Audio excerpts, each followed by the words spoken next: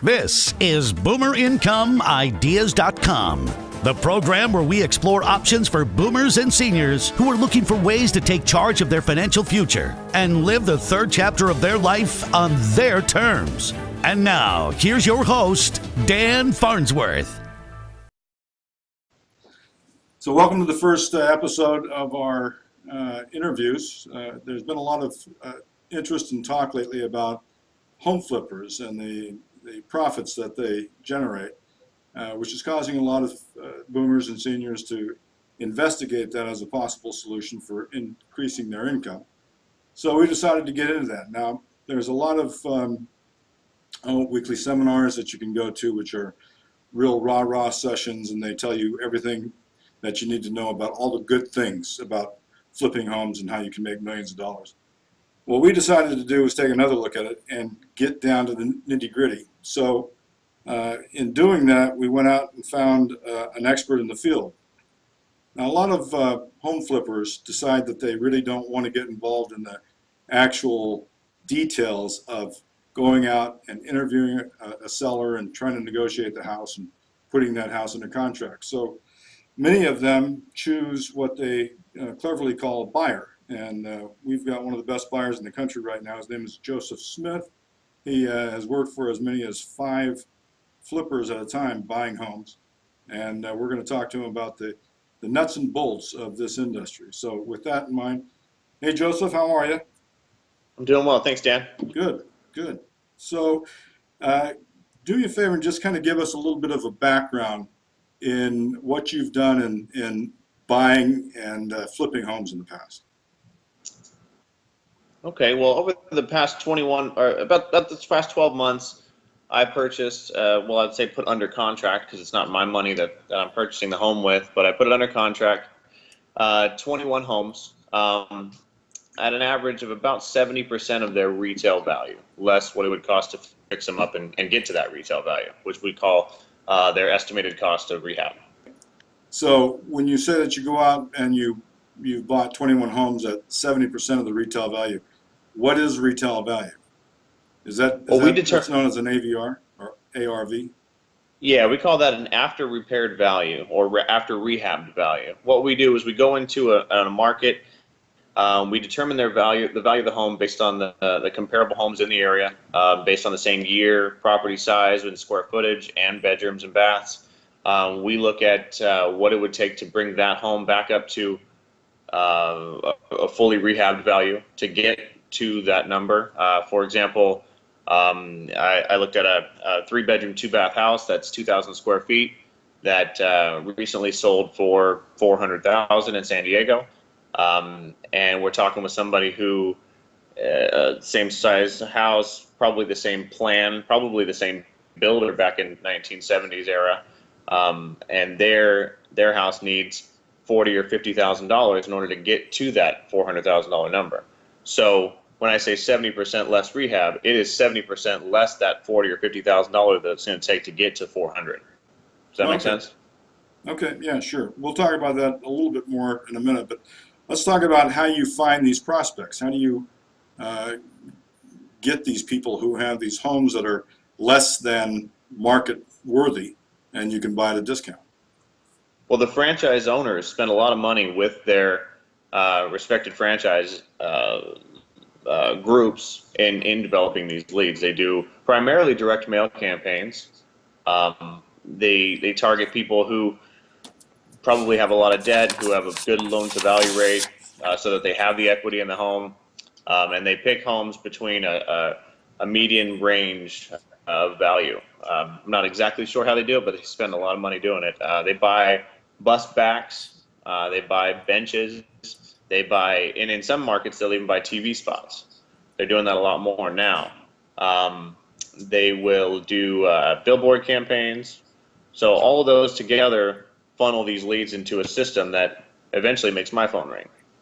Okay, so basically what you're telling me is that you actually were working for a group of people who were a part of a national franchise, correct? As opposed to Right. individuals going out and doing their own thing. And in this franchising group, they had some kind of marketing provision, lead generation provision, if you will, that they drop direct mail, they put things on the back of buses, maybe did billboards and things like that, to actually drive a phone call to you. Is that right? Right. Okay. Is that normal, or is that, I mean, is that how the majority of people do it, or is that unusual? I don't think the majority of people can do it just because the overwhelming cost. I mean, the cost per lead was for a good appointment was almost $1,000, and you figure that over many franchises is exorbitant. So just getting that phone call, because of all the advertising that's involved, was $1,000, correct? No, not getting just the phone call. Just the phone call itself was probably $400 or $500. But Okay. Now, you and I talked a little bit about this prior to this phone call, and you mentioned that in addition to those types of leads that are being generated by this franchising company, they were also expected to generate about 50% of their leads on their own. Is that right? right. The individual franchises were expected to go out and generate their own leads. They called them, I don't know what they called them, but they would do it by going out They call them and hard. finding homes that they thought were probably not in the best shape, which I always thought maybe kind of was insulting if you knock on somebody's door and think, hey, maybe you'd like me to fix up your home and or take a discount on the sale price. So they were expected to do it by knocking on doors, having relationships with realtors, brokers, and other investors. A lot of times investors will buy from other investors. Okay. So, but basically what you're saying is that their homegrown leads basically were them running around the neighborhoods, seeing homes that look like they needed repair, maybe knocking on the door and saying, hey, would you like to sell your house to me at a discount, right? Yeah, for example, when I would go on an appointment, for some franchisees, I was required to go around to about 10 or 15 houses and hang door hangers on homes that I thought might be candidates for this process. Okay. So I'm getting the indication that generating these leads is really pretty tough and can be actually pretty expensive. It can be very expensive, and if you don't do it right, you can not have the phone ring at all. So in your case, you're working primarily in California. On average, what was the cost of an actual sale? If you took $400 or $500 per lead, and what was your close rate? Well, that depended on the market, really. I primarily worked in the San Bernardino and Riverside County markets, and I did some in San Diego and Orange County. Now, the more expensive the home, the more expensive the cost per deal was, really. So if I'm in San Bernardino and Riverside, you can pretty much count on a $5,000 or $6,000 per deal transaction as far as cost of acquisition. But if you were in San Diego and Orange County, when the houses are twice the price that they are in Riverside and Orange County, you can pretty much expect twice the cost of acquisition of $12,000 to $15,000. Okay, so right off the bat, you've got a cost somewhere between $5,000 to $15,000 just to acquire a single customer, correct? That's not even counting all the other costs involved with franchise fees, paying me, and closing on the deal if that's the route they chose to go. Okay, the reason why I really am kind of trying to hone in on this is because when you see these rah-rah sessions on the weekends, it makes it look like they buy the house for $300,000, they sell it for $500,000, and they pocket $200,000, and it's far from that, correct? Right, and a lot of the franchisees I work for, they hire me initially because they're just coming into the business. They don't know what they're doing. They had just signed up, and Right. So the smart thing to do was to hire somebody that had done it a couple times. Okay. All right. So again, we're gonna kind of get to the outline of the anatomy of a transaction in a minute. But take me through the process of once you get that lead, how do you actually make that appointment? What do you do to get that person to allow you to come out and look at his house and then give him an offer that you know is going to be lower than he's expecting? Well, from the start, when the phone rings, I had someone on my team whose job was just to answer the phones, and they read from a script provided by the franchisee that basically said that we're discount buyers. that we don't pay full retail, but that we can offer them cash now.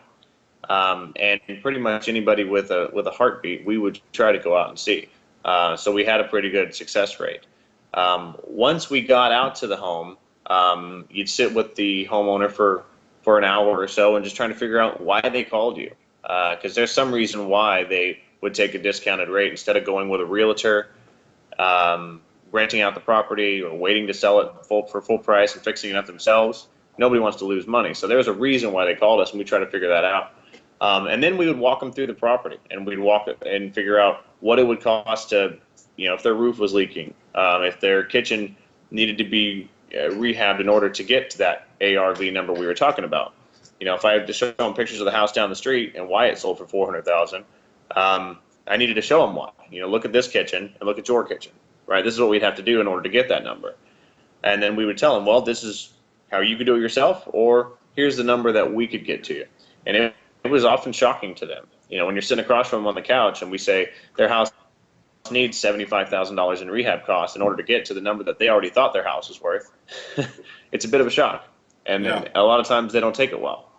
So it can be a little tender at times. So how would you make that presentation? Without just literally getting thrown out of the house? Well, again, it comes with that first hour where you're kind of sitting there building rapport with the customer, talking to them about why they're selling it with us, and listing their options and being honest with them. Hey, you could sell this house with a realtor now, probably for a lot less. You could sell it to me. You could spend the money and rehab it and try to get the max value out of it. And oh, by the way, why are you trying to sell it? A lot of times it was an emergency situation. They were leaving town. They needed the cash for one reason or another. This wasn't a situation that every homeowner's ideally going to be in. This was some kind of need that they had to get that cash now. And so you're sitting there talking with them for an hour or so, and trying to build that rapport and that relationship with them, so that when you do drop that bottom line price on them, which is a lot of times half of what they were thinking, then you've hopefully built up enough rapport not to get thrown out of the house. Okay, so I'm getting the sense that there's really a lot of sales in this presentation. It's a lot more than just going in, walking through the house, determining that it needs $30,000 worth of work, that the normal house in that area would sell for $330,000 if the work was already done. So you've got to offer them $30,000 less for the repairs, but then in addition to that, you've got to make a profit, so you're going to offer them even less. So it's not like you're going to say, well, there's $30,000 in repair needed, so I'm going to give you $300,000. At some point, you're going to offer them somewhere closer to about $250,000, which again we'll get into. But right. And at that point, how many, on average, how many people accept your offer? In other words, how many of those appointments do you go through before you finally get someone who says, yes, I'll go ahead and sign the bottom line with you? Well, I covered a large area of territory, so a lot of times I'd spend 20 appointments without getting anybody to sign a contract. But on average, of the 200 and something appointments I had gone on, I signed up 1 in 12 appointments. Okay. Took me a dozen people to get one deal. Okay. So you went out and sat through this process essentially 12 times to get one deal. Right, and that really was better than the company average. If you talk to a lot of people, they went through 100 appointments before they got one. Really? I know a guy that went through 50 appointments before he got one. I was fortunate. Or you're a good salesman. Or that. Yeah. So I think the reason why I really want to emphasize this point is that this is one of the things that they never talk about at these seminars. They just say, oh, just go find the houses and either buy them yourself and flip them, or turn them over to a wholesaler, which we'll also talk about. But they never talk about what it really takes to actually do one of these transactions. And you've got to be willing, if you're good at it, to be able to set through 12 of these calls before you finally get one. And if you're not good at it, it could take you a lot more than that. And right. if it is taking you a lot more than that, then your cost of each transaction is just increasing like crazy. Isn't that right? Right, right. It's far beyond just coming up to the house and saying, "Oh, look, that house right there sold for $400,000. Here's what I think your rehab is going to be. Here's our offer."